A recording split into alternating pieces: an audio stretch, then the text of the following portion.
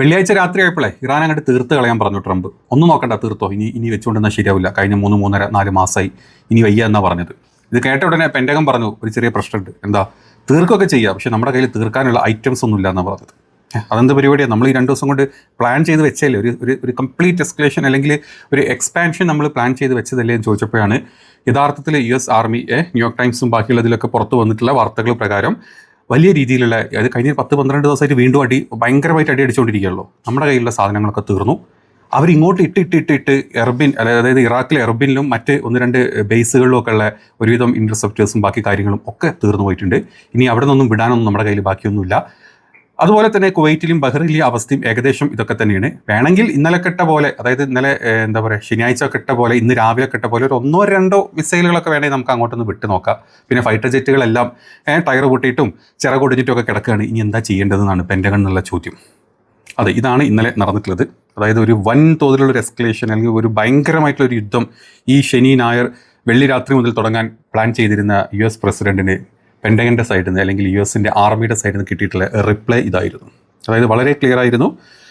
താൽക്കാലികമായിട്ട് ഒന്ന് പോസ് ചെയ്യാണ്, അതായത് കംപ്ലീറ്റ്ലി ഞങ്ങൾ നിർത്തുന്നില്ല, ഞങ്ങൾ തൽക്കാലം പോസ് ചെയ്യാണ്. ഈ സമയം കൊണ്ട് ഞങ്ങൾ വീണ്ടും അവിടെയൊക്കെ ഫില്ല് ചെയ്യും. ബാക്കിയുള്ള കുറച്ച് തകിട് സാധനങ്ങളൊക്കെ ഞങ്ങളുടെ കയ്യിലുണ്ട്, അത് വെച്ച് ഞങ്ങൾ വീണ്ടും അടിക്കും. പിന്നെ ഇസ്രായേലും കൂടെ കൂടണം. പക്ഷേ ഇസ്രായേൽ എന്ത് ചെയ്തിട്ടും ഇപ്പോൾ കൂടെ കൂടുന്നില്ല. കാരണം തിരിച്ച് കിട്ടിക്കഴിഞ്ഞാൽ അവന്മാർ മൊത്തത്തിൽ മുഞ്ചും എന്നുള്ളതുകൊണ്ട് ഇസ്രായേലായിട്ട് കൂടുന്നുമില്ല. ആകെ പെട്ടിരിക്കുന്ന അവസ്ഥയിലാണ് ട്രംപ് ഇപ്പം ഉള്ളത്. അതായത് ലോ സ്റ്റോക്ക് പിൽ എന്നാണ് പറഞ്ഞിട്ടുള്ളത്. അതായത് അങ്ങോട്ട് വിടാനുള്ള ഫൈറ്റർ ജെറ്റുകളുടെ അവസ്ഥയും വളരെ പരിതാപകരമാണ്. അങ്ങോട്ട് പോയി കഴിഞ്ഞാൽ ഇവന്മാരാണ് വെടിവെച്ചിടുന്നുണ്ട്. നിങ്ങൾ നോക്കിയാൽ മതി, കഴിഞ്ഞ 10 ദിവസങ്ങളായിട്ട് ഇറാൻ്റെ അത് മിസൈൽ ഇൻ്റർസെപ്റ്റേഴ്സ് ഒക്കെ ഭയങ്കര ആക്റ്റീവാണ്.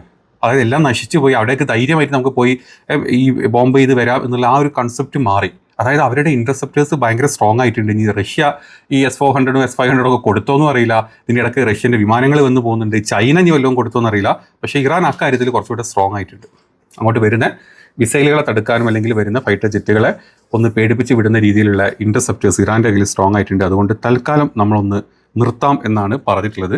ഇനി അത് മാത്രമല്ല, ഇറാനിയൻ ആർമി ക്ലെയിം ചെയ്തിട്ടുള്ള ഒരു കാര്യം, almost all US infrastructures in Erbil destroy. അതായത് ഇറാഖിലുള്ള എർബിലുള്ള ഓൾമോസ്റ്റ് എല്ലാ ഇൻഫ്രാസ്ട്രക്ചറുകളും തീർത്ത് കളഞ്ഞിട്ടുണ്ട് കഴിഞ്ഞ ഒരാഴ്ചത്തെ വാറിൽ. നമ്മൾ തന്നെ കാണിച്ചിട്ടുണ്ടല്ലേ, കത്തി പടർന്നുകൊണ്ടിരിക്കുന്ന തീ ഈ എർബിൻ US ബേസിൽ നിന്ന് വന്നത് നമ്മൾ വീഡിയോയിൽ ഇട്ടിട്ടുണ്ടായിരുന്നു. അപ്പം അവിടെ ഓൾമോസ്റ്റ് തീർന്നിട്ട് ഇനി അവിടെ നിന്നും അടിക്കാനുള്ള ഒരു ഓപ്ഷൻ ഇല്ല എന്നാണ് പറഞ്ഞിട്ടുള്ളത്. ഇനി അടിക്കാനുള്ള ഒരു ഓപ്ഷൻ ഉള്ളത് എവിടെ നിന്നാണ്? ഇസ്രായേലിൽ നിന്ന് അടിക്കാൻ പറ്റുന്നത്. അവിടേക്ക് കുറച്ച് ദിവസങ്ങളായിട്ട് യുദ്ധമോ കാര്യങ്ങളോ ഇല്ല. അവിടെ നിറച്ച സാധനങ്ങളൊക്കെ ഇനി അവിടെ ഉണ്ട്. ഇനി പിന്നെ സൗദി, പിന്നെ UAE, ഈ 2 രാജ്യങ്ങളാണ് പിന്നെ ഉള്ളത്. ബഹ്റൈനും കുവൈറ്റും ഇനി വലിയ രീതിയിലുള്ള അടിക്ക് മുന്നോട്ട് വരില്ല. ഓൾമോസ്റ്റ് ഒക്കെ ക്ലിയർ ചെയ്ത് കൊടുത്തിട്ടുണ്ട് ഈ 2 സ്ഥലങ്ങളിലും ഇറാൻ.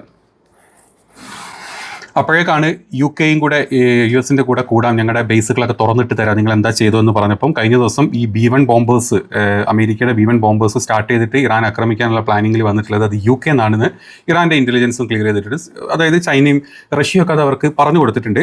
അപ്പം ഇറാൻ്റെ ഇപ്പം സ്പോക്ക് പേഴ്സൺ, ഇറാനിയൻ റെവല്യൂഷണറി ഗാർഡിൻ്റെ സ്പോക്ക് പേഴ്സൺ വന്ന് പറഞ്ഞിട്ടുണ്ട് ഇംഗ്ലണ്ട് ഓൾറെഡി ഇതിലോട്ട് ഇന്നായി കഴിഞ്ഞു. അതായത് ഇങ്ങനെ പുള്ളിയുടെ പ്രസ്താവന എങ്ങനെയാണ്, അമേരിക്കയെ യുദ്ധത്തിൽ പിന്തുണയ്ക്കുന്ന രാജ്യം, അതിനിപ്പോൾ ഇംഗ്ലണ്ട് ആയാലും വേണ്ടില്ല, ഗൾഫ് രാജ്യങ്ങളായാലും വേണ്ടില്ല, മറ്റേതെങ്കിലും രാജ്യങ്ങളോ ആകട്ടെ, അത് ഞങ്ങൾക്ക് ന്യായമായ ലക്ഷ്യമായിരിക്കും. അതായത് ഞങ്ങൾ അവരെയും കൂടെ ഫോക്കസ് ചെയ്ത് വെച്ചിട്ടുണ്ട്. അടുത്ത കാലത്ത് അമേരിക്കൻ B-1 വിമാനങ്ങൾ ബ്രിട്ടീഷ് വിമാനത്താവളങ്ങൾ ഉപയോഗിച്ചിട്ടുണ്ട്. അവർ ഈ രീതി തുടർന്ന് പോവുകയാണെങ്കിൽ അവർ ഞങ്ങളുടെ പ്രധാനപ്പെട്ടതും ന്യായമായതുമായിട്ടുള്ള ലക്ഷ്യങ്ങളായിട്ട് മാറും. അതായത് ഇപ്പോൾ എങ്ങനെയാണോ മിഡിൽ ഈസ്റ്റിൽ ഞങ്ങളിങ്ങനെ ഫോക്കസ് ചെയ്ത് വെച്ചത്, അതുപോലെ തന്നെ ആ ബേസ് UK ബേസുകളും ഞങ്ങൾക്ക് ന്യായമായിട്ടുള്ള ബേസുകളായിരിക്കും, ഞങ്ങൾ അങ്ങോട്ടും അടിക്കും എന്ന് ഇറാൻ്റെ സൈഡിൽ നിന്ന് വ്യക്തമായിട്ടുള്ള ഒരു എന്താ പറയുക ഒരു മുന്നറിയിപ്പും കൂടെ ഇതിൻ്റെ ഇടയിൽ കൂടെ വന്നിട്ടുണ്ട്. അതുപോലെ തന്നെ ഇന്നലെ ഏറ്റവും കൂടുതൽ ഈ അമേരിക്കൻ ഫൈറ്റർ ജെറ്റുകളും അല്ലെങ്കിൽ ബാക്കിയുള്ള, അതായത് ഇവിടെ നിന്നൊക്കെ പൊളിഞ്ഞതിന് ശേഷം ബാക്കിയുള്ള ഫൈറ്റർ ജെറ്റുകളും റീഫ്യൂലിംഗ് വിമാനങ്ങളും ഏറ്റവും കൂടുതൽ യാത്ര നടത്തിയിട്ടുള്ളത് ടെല്ലവീവിലും റിയാദിൻ ഇൻ ബിറ്റ്വീനാണ്. അതായത് refuelling American fighter jets near the strait of ഹോർമസിലുണ്ട്. പിന്നെ ഈ 2 രാജ്യങ്ങളോട്ട് പോകുന്ന ഈ ഫ്ലൈറ്റ് റഡാറിൽ വന്നിട്ടുള്ള ചിത്രങ്ങളാണ് ഈ വെച്ചിട്ടുള്ളത്. ഒരുപാട് വിമാനങ്ങൾ അങ്ങോട്ടും ഇങ്ങോട്ടും പോകുന്നുണ്ട്. അപ്പോൾ സൗദിനെ കൂട്ടുപിടിച്ച് ഇസ്രായേലും അമേരിക്കയും കൂടെ ഇനി ഒരു പുതിയ അറ്റാക്കിലോട്ടായിരിക്കാം പ്ലാന്. കാരണം മറ്റുള്ള സ്ഥലങ്ങളിലൊന്നും അറ്റാക്ക് ചെയ്യാനുള്ള ഇവരുടെ യുദ്ധക്കോപ്പുകളുടെ സ്റ്റോക്ക് കംപ്ലീറ്റ്ലി തീർന്നിരിക്കുകയാണ് എന്നാണ് ഈ ഒരു റിപ്പോർട്ടിൽ വന്നിട്ടുള്ളത്. അതുമാത്രമല്ല, ഇന്ന് ഇസ്രായേലിൽ നടത്താനിരുന്ന അവരുടെ നെസറ്റ് യോഗം, അതായത് പാർലമെൻ്ററി യോഗങ്ങളും കാര്യങ്ങളൊക്കെ തിരിച്ച് അണ്ടർഗ്രൗണ്ടിലോട്ട് മാറ്റിയിട്ടുണ്ട്. ഒരു ഹൈ സെക്യൂരിറ്റി ത്രെട്ട് ഉണ്ട് എന്നാണ് പറഞ്ഞത് ഇറാൻ്റെ ഭാഗത്തുനിന്ന്. അതുകൊണ്ട് പെട്ടെന്ന് തന്നെ ഇനി വരുന്ന യോഗങ്ങളെല്ലാം താഴോട്ട്, അതായത് ഇനി വരുന്ന മീറ്റിംഗ്സും നെസറ്റ് സെഷൻസും ഒക്കെ അണ്ടർഗ്രൗണ്ടിലോട്ട് മാറ്റി എന്നുള്ള റിപ്പോർട്ടുകൾ ഹിബ്രൂവിലുള്ള ചാനൽ 13 പുറത്തോട്ട് വിട്ടിട്ടുണ്ട്. ചുരുക്കി പറഞ്ഞു കഴിഞ്ഞാൽ ഈ 2 ദിവസം കൊണ്ട് തീർക്കുമെന്ന് വിചാരിച്ചിരുന്നത് എവിടെ എത്താണ്ടായതുകൊണ്ട് ഇനിയിപ്പം ബാക്കിയുള്ള രാജ്യങ്ങളെ കൂട്ടുപിടിച്ച് UAE ഇതിലോട്ട് ഇറങ്ങുകയാണെന്നുണ്ടെങ്കിൽ നിങ്ങൾ കണ്ടോ ഇസ്രായേൽ അടിക്കും. UAE ഏറ്റവും കൂടുതൽ സപ്പോർട്ട് ചെയ്യുന്ന ഇസ്രായേൽ. അപ്പോൾ നമ്മൾ ഇത് കണ്ടു കഴിഞ്ഞാൽ മനസ്സിലാവും. അതുപോലെ തന്നെ സൗദി ഇറങ്ങിക്കഴിഞ്ഞാലും ഇസ്രായേലിന് അടിക്കാനുള്ള ചാൻസസ് വളരെ ഹൈയാണ്. സൗദിക്കും UAEക്കും ഏറ്റവും കൂടുതൽ സപ്പോർട്ട്, മറ്റ് രാജ്യങ്ങൾ അത്ര ഇല്ല. കുവൈറ്റും ഖത്തറും ബാക്കിനേക്കാളും ഏറ്റവും കൂടുതൽ UAEക്കും സൗദിക്കും സപ്പോർട്ട് കൊടുക്കുന്ന ഇസ്രായേലാണ്. പുറത്ത് ഞങ്ങൾ എബ്രാം അക്കോർഡിലൊന്നും പങ്കെടുക്കില്ല, ഞങ്ങൾ ചേരില്ല, ഞങ്ങൾ ഭയങ്കര ഫൈറ്റിംഗ് ആ മോഡാണ് കാണിച്ചെങ്കിലും ഇസ്രായേലിൻ്റെ എല്ലാ എന്താ പറയുക സൈനിക സപ്പോർട്ടുകളും ഈ പറഞ്ഞ 2 രാജ്യങ്ങൾക്കുണ്ട്. അത് അമേരിക്ക ത്രൂ തന്നെയാണ്. ഇടനിലയായിട്ട് അമേരിക്ക നിൽക്കുന്നുണ്ട്. അതിൻ്റെ ഒരു അഹങ്കാരത്തിലാണ് ഈ 2 രാജ്യങ്ങൾ, ഗൾഫ് രാജ്യങ്ങൾ ഇപ്പോൾ നിൽക്കുന്നത്. പക്ഷേ വൺസ് ഈ ഒരു യുദ്ധത്തിലോട്ട് വന്നു കഴിഞ്ഞാൽ ആ അഹങ്കാരം തീർക്കാൻ ഇറാനെ കൊണ്ട് പറ്റും. നിങ്ങൾ വെറുതെ ചിന്തിച്ചാൽ മതി. ഇത്രയും ദിവസം ഇത്രയും രാജ്യങ്ങളിൽ ഇത്രയും ബേസുകളിൽ നിന്ന് ഇറാൻ അടിച്ചടിച്ച് ഇറാൻ്റെ പാലങ്ങൾ തകർക്കുന്നു, ഇൻഫ്രാസ്ട്രക്ചേഴ്സ് തകർക്കുന്നു, ഇറാൻ്റെ ഈ പോർട്ടുകൾ തകർക്കുന്നു, ഇറാൻ്റെ ഫൈറ്റർ ജെറ്റുകൾ തീർക്കുന്നു, ഇറാൻ്റെ ചെറിയ മോസ്കിറ്റോ ഈ ഫ്ലീറ്റിൻ്റെ ബോട്ടുകൾ തീർക്കുന്നു. എന്തൊക്കെ തീർത്തിട്ടും ഇറാൻ ഇപ്പോഴും അടിച്ചുകൊണ്ടിരിക്കുക എന്ന് പറഞ്ഞാൽ നിങ്ങളൊന്ന് ആലോചിച്ച് നോക്ക്. അമേരിക്കയുടെ F-35 വിമാനങ്ങളൊക്കെ തിരിച്ചും മറിച്ച് ഇറാൻ്റെ മേലെ കൂടെ പറന്നുപോയി കഴിഞ്ഞ 4 മാസങ്ങളായിട്ട്.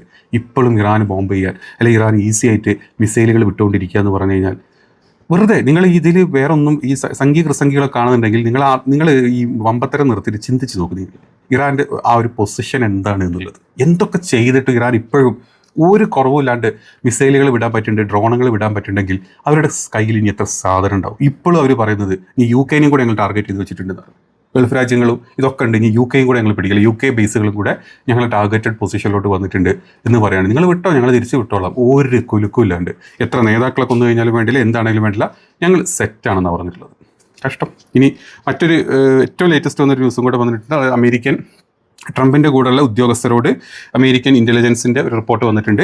കാറുകളിലൊന്നും യാത്ര ചെയ്യുന്നത് സ്റ്റോപ്പ് ചെയ്യണം. അതായത് ഇറാൻ IRGCയുടെ ഭാഗത്തുനിന്നും എല്ലാവരെയും തീർക്കാൻ, അതായത് US ഇൻ്റലിജൻസിലെ ആളുകൾ അല്ലെങ്കിൽ US പ്രതിനിധികളെ, ഡിപ്ലോമാറ്റ്സിനൊക്കെ തീർത്ത് കളയാനുള്ള ഒരു വലിയ അസാസിനേഷൻ പ്ലാൻ ഇറാൻ്റെ ഭാഗത്തുണ്ട്. അതുകൊണ്ട് സൂക്ഷിക്കണം, കാറുകളിൽ പോകരുത് എന്നുള്ള വലിയൊരു സെക്യൂരിറ്റി ത്രെട്ടും കൂടെ അമേരിക്കൻ പ്രസിഡൻറ്റിൻ്റെ കൂട്ടക്കാർക്കും കൂടെ ഇപ്പം ഇൻ്റലിജൻസിൻ്റെ ഭാഗത്തുനിന്ന് വന്നിട്ടുണ്ട്. ഇതൊക്കെയാണ് ആ ഒരു വശത്ത് യുദ്ധത്തിൻ്റെ ഭാഗങ്ങളായിട്ട് നടക്കുന്നത്. ഞായറാഴ്ചയാണ് ഇനി എന്ത് നടക്കുമെന്ന് നോക്കാം. മറ്റ് പുതിയ യുദ്ധ അപ്ഡേറ്റുകൾ നമ്മൾ അടുത്തൊരു വീഡിയോയിൽ ചെയ്യുന്നതായിരിക്കും.